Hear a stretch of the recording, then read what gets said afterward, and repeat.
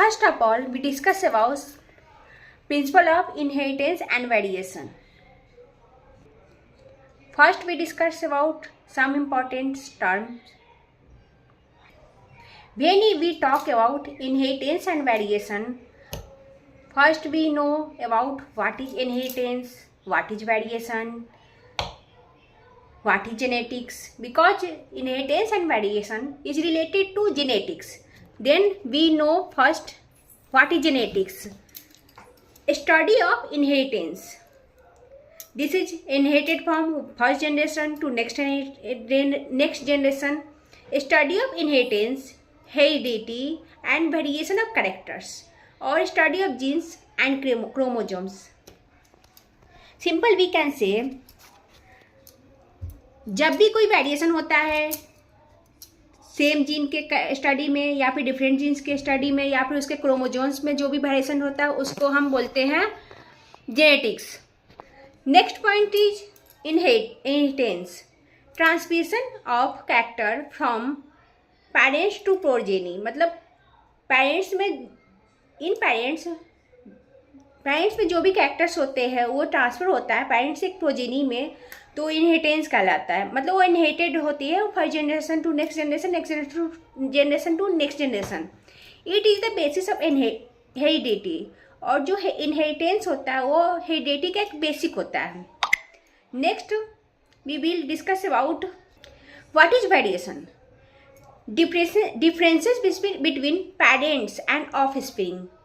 मतलब जो पेरेंट्स है और उनके जो बच्चे हुए हैं दोनों के बीच में क्या डिफरेंसेस है उनको हम वेरिएशन बोलते हैं. अब हम देखेंगे कैरेक्टर्स क्या होते हैं. What is character? A heritable future among the parents and offspring.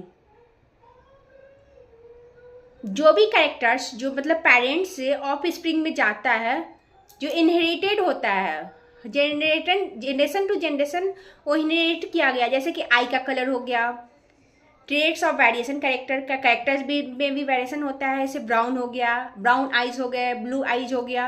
ये सब कैरेक्टर्स जो होता है इसको कैरेक्टर्स बोलते हैं, जो इनहेरिटेड कैरेक्टर्स होता है पेरेंट्स टू ऑफस्प्रिंग.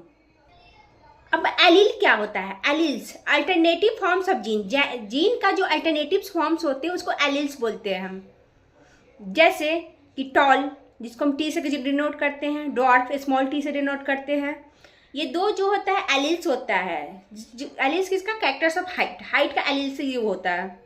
अब होमोजाइगस क्या होता है? The condition in which chromosomes pairs carries similar alleles of a gene, also known as pure line true breeding. मतलब सेम होते कैरेक्टर्स को ब्रिंग करता है फ्रॉम पेरेंट्स टू ऑफस्प्रिंग, जिससे हम होमोजाइगस करते हैं. जैसे कि टॉल होगा तो पेरेंट्स टॉल है, बच्चे भी टॉल, तो इसको कैपिटल टॉ से टी से डिनोट करते हैं. फिर कैपिटल टी, स्मॉल टी, ये सब होमोजाइगस होते हैं. तो अगर पेरेंट्स टॉल है तो बच्चे भी टॉल होंगे. सेम कैरेक्टर जो होता है उसको होमोजाइगस बोलते हैं. Dominant character, the character which is expressed in heterozygous condition, it indicates the capital letter. Dominant character होता है वैसा कैरेक्टर जो हेट्रोजाइगस कंडीशन में खुद को एक्सप्रेस करता है. जैसे अगर पेरेंट्स टॉल है तो कैपिटल टी आएगा टी में, तो वही पेरेंट्स का ही कैरेक्टर जो से है वही एक्सप्रेस होता है. अगर बच्चे में तो उसको वो डोमिनेट कर रहा है अपने आप को, तो होमोजाइगस का वो डोमिनेंट कैरेक्टर्स कहलाता है. Recessive characters, the characters which is suppressed in heterozygous condition. जब हेट्रोजाइगस कंडीशन आएगा तो कैरेक्टर खुद को सप्रेस कर देगा, मतलब डोमिनेट नहीं कर पाएगा. वो जो होता है रिसेसिव कैरेक्टर्स होता है. इसको हमेशा स्मॉल लेटर से डिनोट करते हैं. अब हम बात करते हैं फेनोटाइप्स की. फेनोटाइप्स क्या होता है? फेनोटाइप्स मतलब फिजिकल एक्सप्रेशन ऑफ कैरेक्टर्स. मतलब किसी भी कैरेक्टर्स का जो फिजिकल हम देखते हैं उसको हम फेनोटाइप्स बोलते हैं.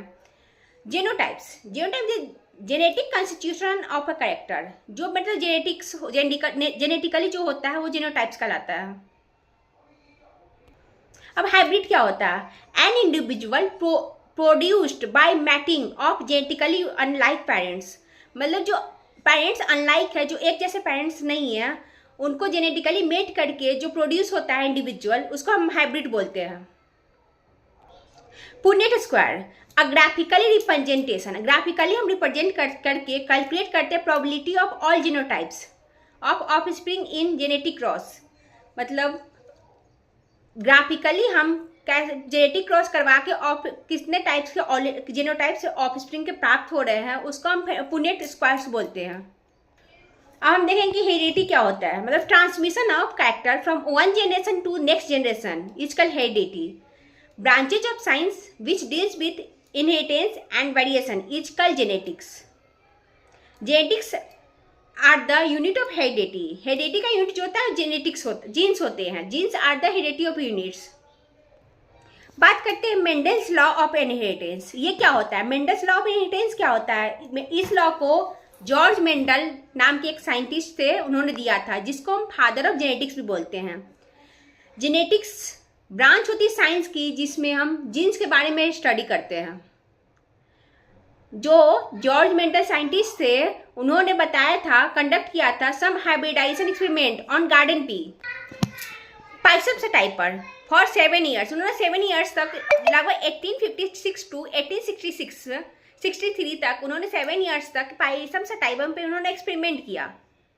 उन्होंने आर्टिफिशियल पॉलिनेशन करवाया, फिर क्रॉस पॉलिनेशन करवाया। इस एक्सपेरिमेंट ने using several true breeding varieties having the contrasting Son.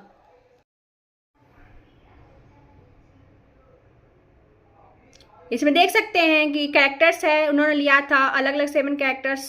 Seed shape है, सीड कलर्स है, flowers colour, pond shape, pond colour. उन्होंने राउंड और एक डोमिनेंट ट्रेट्स है, दूसरा रिसेसिव ट्रेट्स है। सबका इन्होंने डिपेंड करके उन्होंने एक कैरेक्टर्स बताया है। कौन कौन से स्टेप्स लिए हैं क्रॉस करवाने के लिए? पी में सिलेक्शन ऑफ 2 पी प्लांट्स। उन्होंने 2 पी प्लांट्स का लिया। कॉन्ट्रास्टिंग कैरेक्टर्स, दोनों अलग अलग कॉन्ट्रास्ट के लिए थे। Emasculation, revolution of anther of 1 plants. एक प्लांट्स को उन्होंने एंथर को हटा दिया था। अवॉइड सेल्फ, उन्होंने सेल्फ पॉलिनेशन नहीं करवाया था द फीमेल पेरेंट्स। एंथर हटाने के बाद उन्होंने सिर्फ ये फीमेल पेरेंट्स बचा हुआ था, उनका मेल हटा दिया था उन्होंने। इसको इमोल्सिकेशन कहते हैं। नेक्स्ट है pollination. Mendel selected parents for pollination. उन्होंने पेरेंट्स सिलेक्ट किया था पॉलिनेशन के लिए। Collection of pollen grains. उन्होंने पॉलन ग्रेन्स को कलेक्ट किया था मेल पेरेंट से, फिर उसको ट्रांसफर किया था फीमेल में। फिर नेक्स्ट स्टेप उनका था कलेक्शन एंड जर्मिनेशन। कलेक्ट किया था, फिर उसको जर्मिनेट किया था। सीड्स प्रोड्यूस ऑफस्प्रिंग, और वो जो सीड्स था वो ऑफस्प्रिंग को प्रोड्यूस किया। Mendel work on pea plants. उन्होंने पी प्लांट्स पे काम किया था। He worked on 7 traits. Each traits has 2। उन्होंने 7 ट्रेड्स पे काम किया था, और इच ट्रेड्स में 2 कॉन्ट्रास्टिंग कैरेक्टर्स थे। वह एक डोमिनेंट था और दूसरा रिसेसिव था। देख सकते हैं कि 7 कैरेक्टर्स लिया था। Stem height, flower colour, flower position, pod shapes, pod colour, seed shape, seed colours. Dominant में है tall, violet, axial, inflated, green, round, yellow. And recessive में dwarf, white, terminal, constricted, yellow, wrinkle and green. सब 1 gene monohybrid cross. The cross which deals with inheritance of single gene or traits called monohybrid. Mendel's cross tall and dwarf pea plants to study the inheritance of 1 gene. Monohybrid phenotypes ratio 3:1, 3 tall and 1 is dwarf. Monohybrid genotypes is equal to capital 2T ratio, capital T small t ratio, small t 2 is equal to 1:2:1. Mendel made similar observation for other pairs of traits. He proposed that some factors are inherited from parents to offspring. Now it is called genes.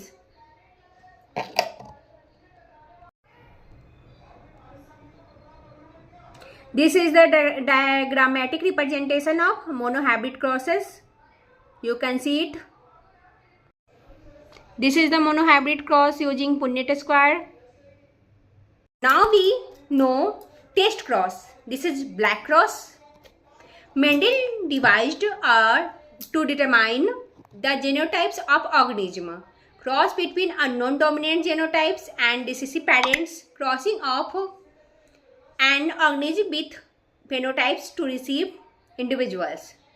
Example: capital T small t, which is hybrid, crosses its recessive parents T.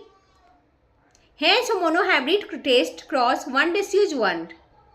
Test cross using the find out unknown genotypes of the characters. Mendel's conducted test cross to determine the F2 genotypes. Now we know Mendel principle of law of inheritance. What is this method? Mendel's give the law. First law is law of dominance. Characters are controlled by discrete unit of a factor known as factors. मतलब एक factors होता है, इसको हम gene बोलते हैं. उसके through जो होता है इसको हम डिस्क्रीट यूनिट बोलते हैं. कैरेक्टर्स इसके थ्रू डिटरमाइन किया जाता है. Factors occurs in pair and factors found in pair. In dissimilar pair of characters, heterozygous alleles, one member of pair dominant to the other. Second law, law of segregation. During gamete formation, the factors of character pairs is parent segregation from each other. That gamete receive only two pairs factors. Homozygous parents produce similar gametes. Heterozygous parents produce two different kinds of gametes. Exception of Mendel's law. First is incomplete dominance. It is inheritance is heterozygous offspring shows intermediate characters between two parents characters. Flower color in snapdragon, dog flowers or Anthracium specimen, Mirabilis jalpa, 4 o'clock plants. Here, cross between homozygous red and white with pink flower plants. Thus, phenotypes and genotypes ratio are the same. Phenotypes ratio 1:2:1 and genotype ratio is 1:2:1. This means that alleles was not dominant over allele smaller. P plant also shown incomplete dominance of other traits. Now we know what is codominance. It is the inheritance in which both alleles of gene expressed in hybrid, जैसे like example ABO blood grouping. When both alleles are dominant with each others, it results in expression of both alleles. Therefore, in progeny, both the parents' traits are seen. Example: AB types of blood group in human as example. Ability of various blood groups from either parents. Multiple allelism. It is the phenomenon where more than two alleles govern the same characters.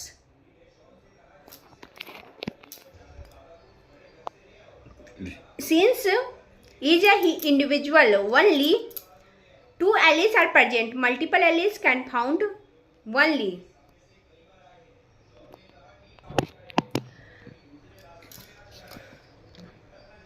Now we know what is pleiotropy. Pleiotropy is a phenomenon in which one gene controls many traits.